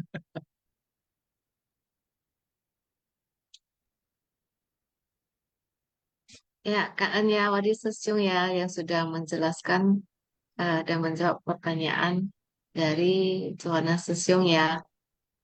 Gimana Sesyung? Apakah sudah terjawab? Oke, jadi Ya, ini ya silakan Sesyung. oke, berarti kalau yang kegiatan yang sifatnya kolaboratif ataupun kegiatannya kayak ada kebaikan tamu undangan itu hormat pada master itu mungkin ditiadakan karena kan ya kan. Lebih baik begitu, sesium. Kalau lebih baik untuk menghargai mereka. Tapi kalau untuk di kitanya, nah ini belum jawab Sesiung. Oh, kalau sudah relawan ya udah. itu Nah, itu udah pasti Sesiung ya. Makanya kita lihat suasana kondisi di mana Sesiung ya. Oh, ini ada Joni Sesiung. Ini Joni Sesiung ini pengalaman ini. Silakan Joni Sesiung. Soal ya. Soal Sesiung Wardi. Ya, sukses lagi Karena juga ya. Iya. Enggak, ini hanya kepikiran aja sih. Tapi juga ini. Memang tadi Sesiung Wardi jelasin udah cukup bagus ya. Jadi artinya kita harus memisahkan ya. Mana kegiatan yang internal, yang bersifat internal ataupun eksternal. Ya kan, yang mana kalau ada orang luar ya tentu kita harus hormati. Apalagi sekarang kan banyak ya orang-orang apa ya seperti pada saat sosialisasi itu banyak sekali ya relawan itu sekarang berkeyakinan lain. Bahkan saya kalau cek yang di Tangerang itu karena kan saya kan juga kadang kan periksa data mereka kan. Itu hampir ya bisa dikatakan 50-60% malah berkeyakinan lain seperti itu. Ya, jadi kita bisa bayangkan ya, mereka yang baru-baru datang tiba-tiba disuruh hormat master, nah mereka juga bingung ya, bener nggak? Ya kan? Siapa sih master kalian? Kenapa saya harus hormatkan? Nanti akan jadi polemik seperti itu. Ya kan? Jadi, makanya itulah pentingnya di mana kalau orang mau jadi relawan itu harus ikut sosialisasi dulu. Jangan tiba-tiba diajak training. Bener nggak? Kalau training kan udah relawan. Nah, kalau training kan ada hormat masternya. Nah, itulah makanya sebenarnya aturan dibuat itu karena kan adalah ada kondisi-kondisi yang terjadi dan pengalaman yang terjadi seperti itu. Nah, dalam memberikan penghormatan itu kan sebenarnya apalagi seperti di training ya, dengan mengatupkan kedua tangan di dada itu kan berarti juga kan menyatukan ini hati dan tekad. Nah, jadi sebelum mulai, nah itulah sebenarnya sih salah satu seperti itu ya. Kemudian ya benar yang kayak Seung Wadijo bilang itu seperti contoh lah di Thailand kan ada ya. Itu kan sebenarnya juga salah satu penghormatan kan, benar nggak? Kita ketemu ya kan ketemu dimanapun selalu sawadikap gitu loh ya kan. Nah itu kan adalah semacam salam juga ya ataupun ya memberikan semacam penghormatan juga lah. Apalagi kita tahu Masa juga adalah pendiri daripada Yayasan Buddha Suci. Tapi memang itu yang penting ya, seperti tadi Wadisyung sampaikan, pada saat waktu mau training pun kadang kita juga perlu jelaskan gitu loh. Ini adalah kita menghormati, bukan menyembah. Nah ini juga memang penting ya, karena biasanya juga ada yang mungkin umat yang lain ya. Nah itu mereka juga ikut sih. Dan itu juga memang saya sering pesankan kepada tim training gitu loh. Ini mesti sampaikan sebelum dimulai, MC-nya kadang seperti itu. Nah, kemudian makna daripada beranjali itu juga kalau nggak salah ya, itu juga apa sih? Itu tidak ekstrim sebenarnya, ya. Tidak maksudnya pandangan kita itu tidak ekstrim sih. Kalau kayaknya saya pernah baca seperti itu. Itu ya sesiung kanan ya. Satu lagi nih, yang tadi saya ada dengar Sani bilang bahwa walaupun ya kan tugas sudah banyak, tapi setiap diberikan lagi dia tetap terima dengan sepenuh hati. Nah, inilah ya, kalau sorry ya menurut saya sih, ini adalah eh, sifat ya atau jiwa bodhisatwa seperti itu. Selalu siap memikul tanggung jawab untuk memberikan manfaat kepada orang banyak. Salut ya kepada Suce ya kan. Nah, ini harus semua teladani nih hal seperti ini gitu. Jangan malah lari dari tanggung jawab ya, bener nggak? Saya ingat ada satu apa ya kata perenungan juga sih Mas punya bahwa tidak berharap apa ya semuanya dilancarkan atau dimudahkan, tapi hanya berharap kekuatan dan keberanian ditambah seperti itu. Kan ya. Kanan, Kak Johnny En ya, Sesiung, kanan. ya Kak En, Johnny Susyung, Kak En, ya hanya asal tidak dibilang kepo aja ya, semua mau dikerjakan ya Susyung. Tidak, Nah, kita hanya Suce. menggenggam Justru waktu dan jadi teladan kesempatan. itu, Suce. Teladan ya. Orang suci itu memang orang kepo, Ceh. Saya pernah dengar. Benar kan, orang kepo kan. Orang saat orang Minggu masih tidur enak-enak, kita sudah pergi pergi kerja daur ulang. Kita sudah kadang terjun ke masyarakat apa bukan itu orang kepo coba, benar nggak? Nah, kepo itu kan adalah juga salah satu di mana peduli, benar nggak? Kepo itu adalah peduli ya, gitu loh. Ya, cuman dulu saya ingat Sesiung Johar bilang apa itu ya Siangkuang ya itu jangan. Kalau Siangkuang kan artinya nggak ngerti sesuatu tapi malah mau campurin, nah itu yang sebaiknya jangan gitu loh. Ya kan kita juga harus punya prinsip kan ya apa karena junjung ayah. Jadi kalau memang sudah disepakati kadang eh, apa kegiatan ini ada PIC-nya kita harus ya junjung pada dia gitu loh. Dengan kita ini ya kan. Kalau kita mau mau misalnya memberikan sesuatu yang mungkin kita bisa coba ajak dulu, berbicara dulu, ini boleh nggak kasih masukan seperti ini, saran ini loh dengan kondisi ini. Jadi ya kembali lagi kepada PIC mau tidak mau ya kan nanti dia bisa evaluasi sendiri. Tadi cek kan. Ya, Kak En, Johnny Susyung. Johnny Susyung itu kepo ada singkatannya loh ya. Susyung tahu nggak ya? Kepo itu know everything Belum. particular object. Nggak tahu cek. Oh ya, itu singkatan dalam bahasa Inggris Susyung. Know everything particular object. Jadi ya keponya dalam meaning yang positif Susyung. Oh ya ya ya ya kan nah ini Ya, jadi tahu nih ya. eh, iya. Eh, ya Susyung Sejie ini ada Lufti Susyung ya yang saya mau sharing. Silakan Lutfi Sesiung. Ya, Lutfi Sesiung ini juga luar biasa ya. Lutfi Sesiung ini saya kenal Lutfi Sesiung itu saat menangani catering vegan 21 dan Lutfi Sesiung ini adalah eh, kurir kita ya dari platform eh, online gitu untuk mengantarkan paket catering vegan. Nah, kemudian dari kurir ini Lutfi Sesiung sekarang aktif menjadi relawan ya Sesiung ya. Mesti Sesiung mau sharing ya silakan Sesiung.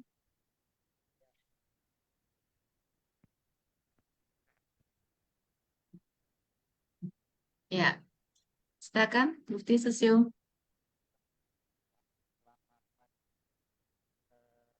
Dan Lutfi Sesiung juga ini ya rajin mengikuti simpasiang ya walaupun eh, keyakinannya berbeda ya. Ya, ya Lutfi Sesiung silakan bisa bersuara.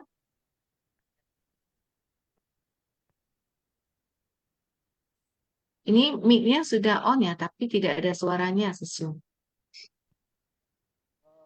Ya, silakan, Susiung.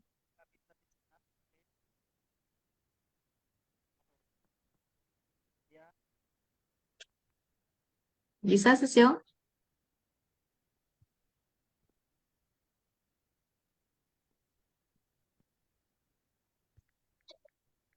Iya, ini Lutfi Susiung sudah on ya mic-nya ya, tapi eh, belum Ada kedengaran masalah suaranya. jaringan mungkin. Jaringan ada Iya, masalah. ya jadi Lutfi Susiung ini eh, Atau luar kita biasa ya.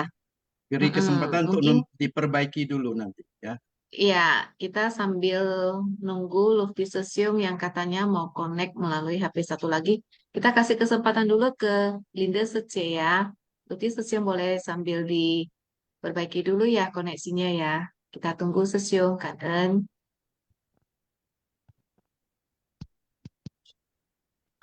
Pagi, Mani Suci. Pagi, Wadi Sesung. Pagi Sece. Maaf ya, sini agak berisik dikit ya. Oke. Hari ini pagi semua Sesung Suci. Uh, kita semalam adalah hari ulang tahun Master ya. Jadi saya agak telat ya untuk mengikuti. Sampai di sana hanya bisa untuk mengikuti kebaktian dengan membaca dengan sutra baik saja guru ya. Jadi hanya sempat pada saat itu. Jadi saya juga ya. Jadi hari ini tentang Buddha bagaikan tabib agung. Kita mengetahui tentang Tri Ratna terdiri dari 3 ya. Artinya itu permata atau mustika yang tidak mudah kita bisa ya menjadi sebagai seorang manusia fisik yang sangat berharga ya. Jadi 3 mustika ini nilainya ini kita tidak bisa mengerti ya, tidak bisa diukur ya. Mulia yang perlu kita dimengerti. Contohnya, bukan hanya kita kecici harus kita memberikan hormat kepada masternya. Kita sebagai seseorang yang di luar orang ceci, ketika kita melihat yang ada suatu suasana yang aman, nyaman, harmonis, ya ada energi positif yang dikumpulin, ya kita akan merasa dengan dengan tidak sengaja ya kita juga bisa untuk memberikan hormat ya, kepada master dan juga pada semua siswa kecil. Yang 3 perlindung ini ya 3 permata ini yang perlu kita memahami ya. Kalau kita tidak ada suatu ingin untuk sebagai seorang manusia memberi penghormatan ya, kalau tidak dengan tulus hati ya, walaupun kita memberi hormat itu pun tidak bisa untuk gimana ya, pun tidak berarti ya. Jadi di antara sesama ini kita apakah bisa berlindung pada 3 perlindungan ini ya, yang perlu kita memahami. Ketika melihat Lopusa itu melakukan Huanpao ya, walaupun dia masih duduk di Lunyi ya, dia pun sangat fokus dan sangat bahagia di situ ya, yang ikut untuk menjaga merawat ya Lopusa ini juga ikut turut dalam kegiatan pelestarian lingkungan dan juga memakai baju rompi.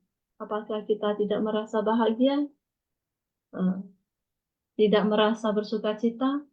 Jadi ini adalah Tri Ratna yang harus kita dilihat dengan nyata dan diyakini oleh semua umat manusia, bukan hanya umat Buddha ya. semua umat manusia. Jadi semuanya merupakan suatu dharma, bagaikan obat yang dipraktekkan dalam kehidupan sehari-hari. Yang dalam menjalani dalam kehidupan merupakan suatu keinginan yang alami yang ada dalam setiap diri manusia. Ya, jadi ada rasa aman dan nyaman. Ini merupakan bagian kecil dari timbul rasa bersukacita. Untuk bagaimana memperoleh rasa bersukacita, ya kita bisa banyak cara untuk bisa kita lakukan. Ya, tentu saja banyak yang kita bisa berbuat baik. Ya, dengan merasa dengan mengatakan kedua tangan ketika kita melihat sesama, ya kita memberi ya salaman ya pada sesama. Apakah itu tidak merasa bahagia, bersukacita? Ya, memberi sapa pada sesama, ya, melakukan penghormatan pada orang yang lebih tua dari kita, ya, merupakan suatu perbuatan yang sebagai berlindung pada Buddha, Dharma, dan Sangha. Semuanya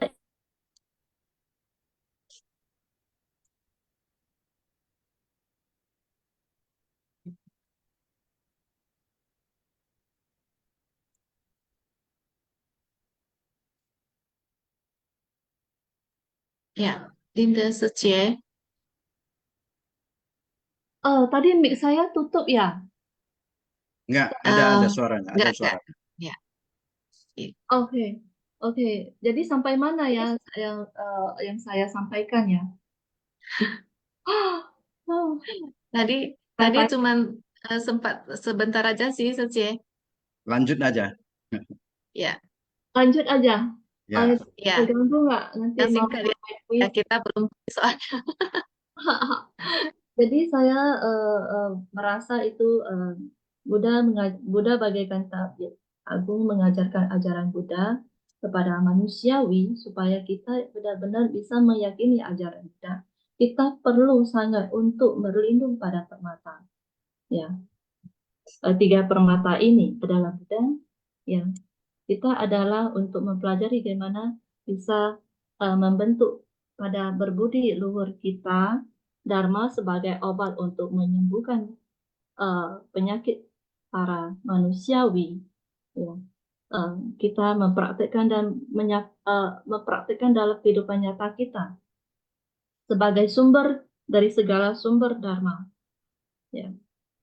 Sangha sebagai perawat, ya, perawat sebagai seorang ibu, contohnya sebagai seorang ibu yang selalu tidak memikirkan pada diri sendiri, yang tidak pernah istirahat, yang tidak pernah memikirkan pada diri sendiri, selalu berpikir demi keluarganya, demi semua para makhluk, ya, supaya mereka benar-benar bisa menjadi seorang manusia yang benar-benar yang mencari sumber dari segala sumber Dharma yang bisa untuk mempraktikkan Dharma dalam kehidupan sehari-hari ini. Kalian semua sesiang suci. Ya, Kak ya, Dinda Suci. Ya, Wadi Sosio ini saking serunya sharing kita hampir lupa dengan sesi kuis ya. Kita kuis dulu ya, Sosiung Suci. lanjut, Ya, Suci. ya. Seperti biasa ya, Sosiung Suci. Cara menjawab kuis di chat room everyone dan jawaban seperti biasa nomor soal jawaban ya 1D, 2A dan seterusnya. Baik, kita langsung ya ke soal yang pertama. Tiga permata adalah titik-titik yang baik dan ladang menanam titik-titik. A. Mitra kebijaksanaan. B. Insan kebajikan. C. Mitra berkah. D. Pikiran berkah. E. Pandangan welas asih. Ya, silakan Sesiung Suci.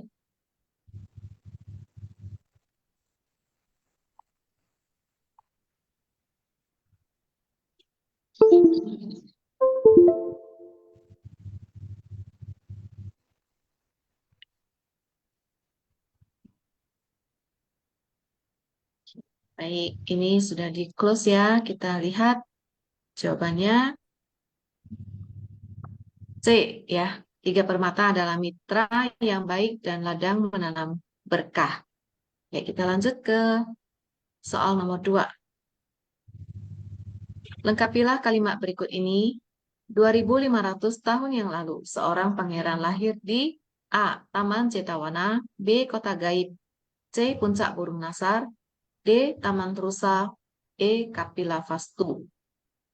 Silakan susun saja.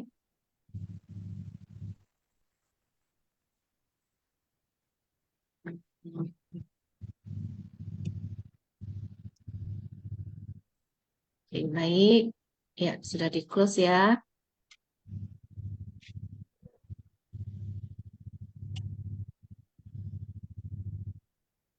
Oke, kita lihat jawabannya. E. Kapilavastu ya. Oke, kita lanjut ke soal nomor 3. Obat yang menyembuhkan kita disebut sebagai A. Permata Dharma, B. Permata Laut, C. Permata Buddha, D. Permata Hati, E. Permata Sangga. Jadi sudah ada dijelaskan ya di master. Lihat. Ya, langsung saja. Semuanya menyimak dengan baik ya, jawabannya benar semua ya, langsung saja. Oke, kita lanjut ya. Dengan jawabannya sudah di close ya.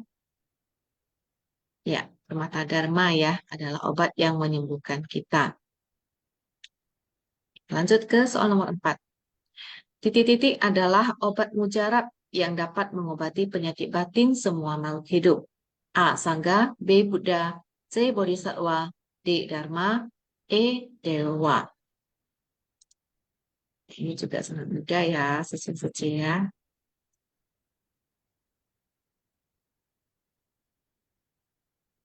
Silakan, susun-susun yang masih bisa menjawab. Oke, sudah di close. Ya, kita lihat ya, jawabannya adalah D. Dharma ya, adalah obat mujarab yang dapat mengobati penyakit batin semua makhluk hidup. Kita lanjut ke soal nomor 5. Istilah titik-titik di bawah ini. Buddha bagaikan tabib, Dharma bagaikan obat, Sangga bagaikan A. Penggali, B. Perawat, C. Pewaris, D. Nelayan, E. Pemancing. Ya, tadi juga ada dijelaskan ya, jika sesuatu yang menyimak dengan baik pasti bisa menjawab dengan benar.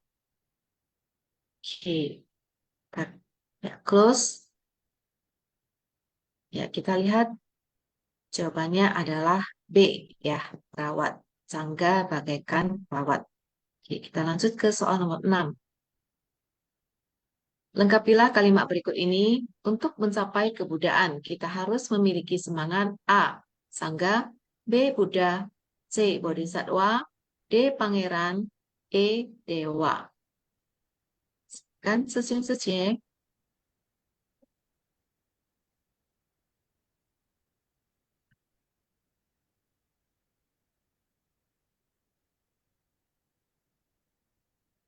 Ya, sudah di close ya. Kak En ya, susun saja yang sudah berpartisipasi mengikuti kuis. Ya, ini kita kembali lagi ke Lufti Susyung ya, yang tadi mau sharing ya Susyung. Kita sambil menunggu rekapan pemenang. Silakan Ya, Susyung. ya kan en sesiong sece semua. Ya, silakan Susyung Kak En. Ya, perkenalkan diri saya Lufti Hamirzal. Ya mungkin ini untuk relawan Medan sudah banyak yang tahu dan kenal. Tapi untuk wilayah lain, saya perkenalkan diri saya. Saya bergabung di SECI pada tahun 2022, tepatnya di bulan Juni. Oh, bukan. Halo. Ya, Ya, lanjut, silakan. Susyung sudah ada. Susyung. Iya, ini saya sudah ngomong ini, apa sudah didengar? Ya, Ada. kedengaran Susil. Cung, ada. Ya, silakan Susil. Panen kan En. Nah, jadi saya bergabung di SECI 2022 di bulan Juni tepatnya. Dan sebelum saya bergabung di SECI, saya itu sudah mengenal SECI terlebih dahulu dari salah seorang relawan SECI yang sudah lama. Nah, saya saat itu adalah sebagai Grab driver ojol ya dari Grab, dan sampai saat ini juga saya masih pekerjaan itu di Grab. Dan saya pertama kenal dengan salah seorang relawan yang menggunakan jasa saya. Kemudian relawan tersebut memesan kepada saya apakah saya bisa ikut, atau dia pesan untuk setiap bulan dia mau mengantarkan SPP atau sembako kepada KNHU yang akan dibagikan setiap bulan. Dan saya sangat senang pada saat itu saya ikutin dan saya pelajari, kemudian saya diajak untuk bergabung di SECI. Namun pada 2019 tersebut saya belum bisa bergabung karena mungkin pas di 2020-nya sudah mulai ada COVID ya. Jadi saya belum bisa bergabung saat itu. Namun saya terus mengikuti kegiatan-kegiatan SECI walaupun saya bukan relawan, tapi saya bisa mengikuti kegiatan diajak oleh Jepri Sesyong pada saat itu. Nah, dia mengajak saya ikut survei, ikut kegiatan Baksos, dan lain-lain. Nah, dari situlah saya bertekad, karena saya melihat di SECI ini memang benar-benar suatu yayasan yang sangat baik dan sangat bagus untuk ke masyarakat. Dia tidak memandang, SECI ini tidak memandang suku, agama maupun ras. Nah, saat saya sudah bergabung di SECI, memang pada saat itu saya banyak yang teman-teman, khususnya kebetulan saya seorang Muslim, ya seorang Muslim. Jadi banyak teman-teman saya yang Muslim bertanya, apakah Lufti sudah pindah keyakinan ke agama Buddha? Nah, mereka mungkin belum paham apakah suci itu sebenarnya. Nah, secara pelan-pelan saya sampaikan bahwasannya Yayasan Buddha Suci ini bukan yayasan keagamaan, namun adalah yayasan sosial yang mempunyai visi misi yang sangat baik, yang bisa membantu seluruh warga masyarakat yang ada di Indonesia, khususnya yang ada di Medan. Secara pelan-pelan saya sampaikan dan beberapa dari teman-teman mereka semuanya paham dan mengerti, dan sampai saat ini justru banyak teman-teman saya yang Muslim ingin bergabung mengikuti kegiatan di SECI. Sudah ada beberapa teman saya yang sudah bergabung dan saya sangat senang bisa memberikan informasi-informasi, dan saya sangat bahagia bisa bergabung di SECI ini sampai saat ini. Dan jujur saya bilang, sebelum saya bergabung di SECI, saya belum bisa mendapatkan apa sih yang bisa saya dapatkan di masyarakat. Saya menganggap diri saya sebagai seorang Grab ojol, namun pada saat saya melakukan survei, melakukan kegiatan-kegiatan, ternyata banyak sekali warga-warga atau masyarakat di bawah saya. Jadi saya sangat bersyukur, walaupun saya mempunyai kekurangan, namun saya bisa merasakan kebahagiaan dan kepuasan batin bisa membantu orang, walaupun hanya dengan tenaga yang bisa saya berikan. Dan saya sangat apresiasi buat semua relawan-relawan SECI, terutama kepada Widiani SECI, Juniati SECI. Mereka lah yang mengajak saya untuk bisa mengikuti Sivan Siang ini. Awalnya saya belum bisa mengikuti, saya mikir ini adalah ceramah-ceramah tentang agama saja, tentang agama Buddha. Ternyata begitu dikasih pencerahan, dikasih pengarahan, informasi dari Widiani SECI dan Juniati SECI, saya mengikuti, ternyata ini sangat-sangat bagus sekali. Makanya saya ada waktu di pagi hari, saya mengikuti ini terus. Itu saja mungkin yang bisa saya sharingkan. Kan sesiong sece semua.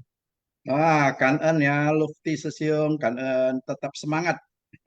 Ya, kan ya Lutfi Sesiung ya, Lutfi Sesiung Iya. sudah melakukan praktek nyata ya Sesiung ya, sudah bisa juga membimbing orang lain ya, luar biasa ya Sesiung. Jadi bukan hanya kegiatan suci saja yang universal, tapi sebenarnya ajaran yang disampaikan Master itu juga merupakan prinsip-prinsip kebenaran yang sebenarnya juga universal ya, yang berlaku di alam semesta ini. Jadi sebenarnya bisa disimak oleh semua orang juga. Baik, sesiung sejak ini rekap pemenang sudah ada ya, kita bacakan. Selamat ya kepada pemenang. Pertama, Rina Sece dari Palembang. Yang kedua, Sumini Sece dari Medan. Ketiga, Aini Rijaya Sece dari Medan. Empat, Hadinata Sesiong Barat 2.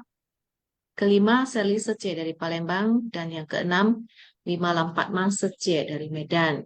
Ya, Sesiong Sece ini berhubung waktu juga sudah sangat siang ya, Sesiong Sece sudah mau beraktivitas. Mungkin kita tidak mengundang lagi para pemenang untuk sharing. Dan para pemenang bisa keep dulu ya, untuk sharingnya bisa di besok mungkin ya.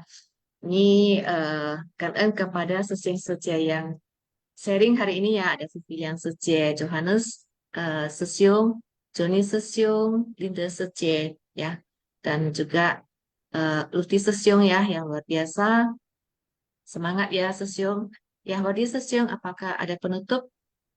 Ya, Sece aja tutup, selesai. Ya, Kan ya, kan Sesiong kan. Sece, kita menutup simpas yang pagi ini ya. Oke, silakan berdiri, kita memberikan penghormatan.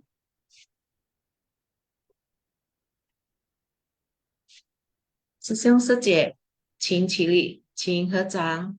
向佛菩萨及上人行三问讯礼。问讯，再问讯，三问讯。感恩师兄师姐，明天见，selamat beraktivitas 师兄师姐，拜拜。 Sesiung Sece semua, kan Kan semuanya. Sampai besok. Semuanya. kan semua ya, kan Cảm ơn Họ Lành sư siêu. Kan semua. Dạ, cảm ơn Lục Phi sư siêu.